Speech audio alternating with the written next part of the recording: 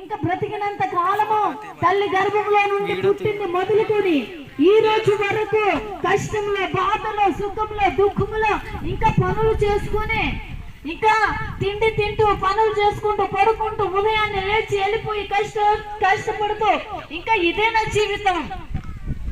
ఇదే కాదండి జీవితం.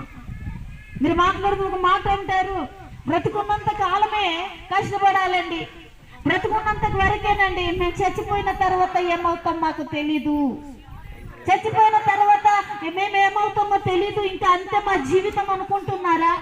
ఒక చెట్టుకు బ్రతుకుందండి. మీరు ప్రతిరోజు ఏం చేసి సంవత్సరానికి ఒక పంట వేసుకుంటారు. నీళ్ళున్న చోట్లయితే 2 పంటలు వేసుకుంటారు. ఎందుకు వేసుకుంటారు? నీళ్లు ఉంటున్నాయి. అలాగే ఆ ఒక పంట పండించాలి అంటే ఏం చేస్తారంటే మంచి విత్తనాలు మీరు ఉంచుకుంటారు ఆరబెట్టుకొని, అవి గింజలు అంటారు. మంచి విత్తనాలు పెట్టుకొని